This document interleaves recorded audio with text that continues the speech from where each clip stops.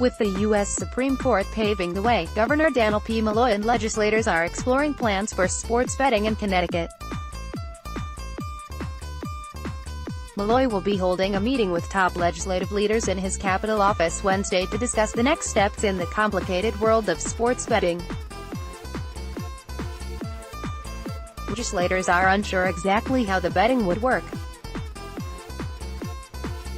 The two tribal casinos in southeastern Connecticut have said they believe they have the exclusive right to operate sports betting in the state, but Attorney General George Jepsen recently declared that the tribes do not have the exclusive right.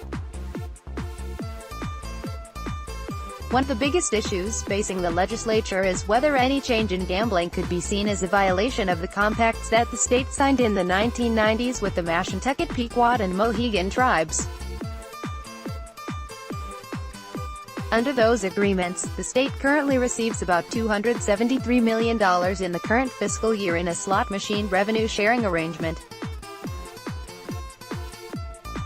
I would not sign anything into law. That doesn't mean it wouldn't be passed over my objection. That endangered our share of the gaming proceeds that we currently have, Malloy told reporters Tuesday at the Capitol. Since the tribal casinos were opened more than 2 decades ago, the state has received more than $7 billion cumulatively in shared slot revenue. The money that the state receives from the tribes is expected to decrease when a new MGM Resorts International Casino opens in Springfield in August. The slot revenues to the state are expected to drop to about $204 million in the next fiscal year and drop below $200 million in 2020 because of the Springfield competition. It is unclear whether sports betting might be limited to a combination of off-track betting locations, casinos, or places where lottery tickets are sold. The legislature has a series of unanswered questions and did not pass any bills during the recently completed 2018 regular session regarding the issue. Lawmakers have been studying the issue closely for months, but no final decisions have been made. Last week's Supreme Court ruling came in a long-awaited case after New Jersey fought in court to allow states to have the chance to legalize sports betting. I raised this issue in 2013, specifically around the New Jersey case, Malloy told reporters Tuesday at the state capitol. I asked people to address it then, and there was no appetite to address it then. We were looking at what was going to happen in the future, but the future is now, he added. It is a little more complicated in Connecticut than it is in other states, given the nature of the compact that we have with 2 Indian tribes. It's going to be complicated, but I do believe we should get it done this summer, State Rep. Derek Slapp, a West Hartford Democrat, said that professional sports leagues should not get a cut of the total amount of money that is bet.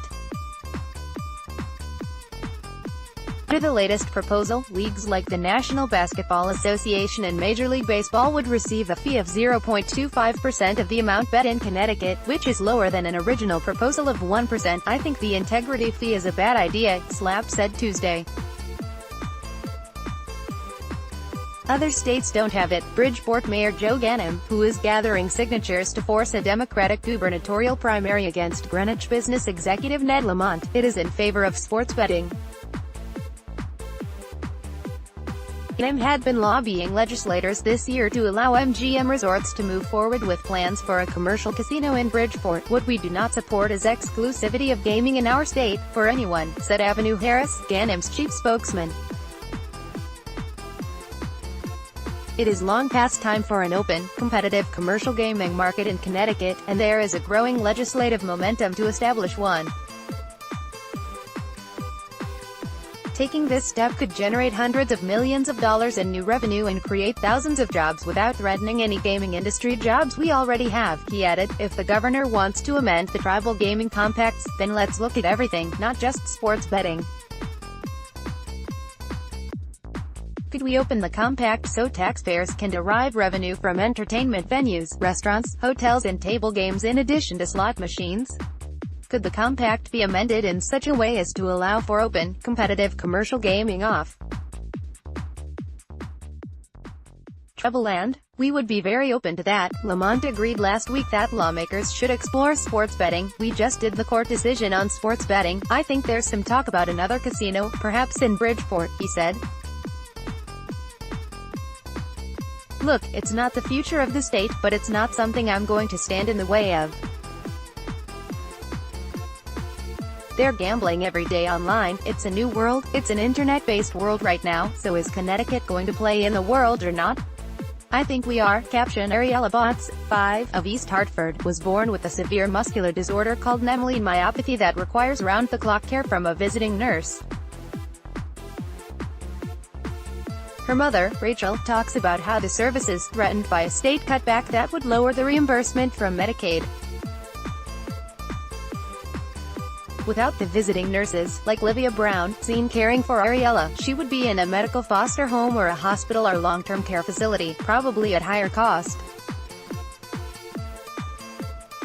Ariella Botts, 5, of East Hartford, was born with a severe muscular disorder called Nemmeline myopathy that requires round-the-clock care from a visiting nurse. Her mother, Rachel, talks about how the service is threatened by a state cutback that would lower the reimbursement from Medicaid. Without the visiting nurses, like Livia Brown, seen caring for Ariella, she would be in a medical foster home or a hospital or long-term care facility, probably at higher cost. Caption: After 24 years in the U.S., Franklin and Joconda Ramos must decide between returning to Ecuador or seeking sanctuary in Connecticut.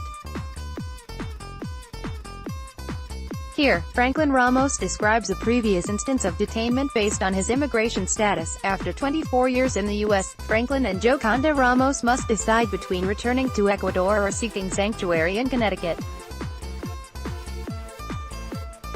Here, Franklin Ramos describes a previous instance of detainment based on his immigration status. Caption: Betsy Guerra, Executive Director of COST, talks about her meeting with Dannel Malloy to discuss budget burdens for municipalities. Betsy Guerra, Executive Director of COST, talks about her meeting with Dannel Malloy to discuss budget burdens for municipalities.